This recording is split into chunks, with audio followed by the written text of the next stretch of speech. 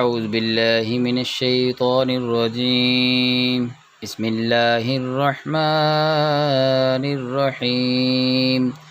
حضرت جابر بن عبداللہ رضی اللہ تعالی عنہما کہتے ہیں کہ رسول اللہ صلی اللہ علیہ وسلم نے فرمایا، رزق کے بارے میں کبھی بھی خیال مت کرو کہ وہ دیر سے پہنچا کیوں، کہ کوئی بھی بندہ اس وقت تک نہیں مرے گا جب تک وہ اپنے رزق کا آخری لقمہ تک نہ کھا لے۔ اس لیے مانگتے ہیں اچھا طریقہ اختیار کرو، حلال لو، حرام چھوڑ دو۔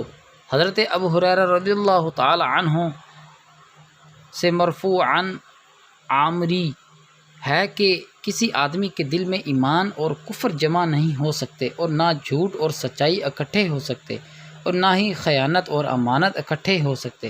حضرت انس بن مالک رضی اللہ تعالی عنہ سے مروی ہے کہ رسول اللہ صلی اللہ علیہ وسلم ایک نوجوان کے پاس آئے، وہ موت کی کشمکش میں تھا۔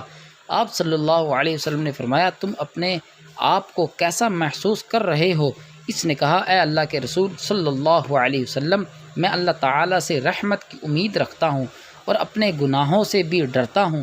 رسول اللہ صلی اللہ علیہ وسلم نے فرمایا، ایسے وقت میں، موت کے وقت، کسی بندے کے دل میں بھی جب خوف اور امید جمع ہو جائے تو اللہ تعالیٰ اسے وہ چیز دیتا ہے جس کی امید رکھتا ہے، اور اس چیز سے بے خوف کر دیتا ہے جس سے وہ ڈرتا ہے۔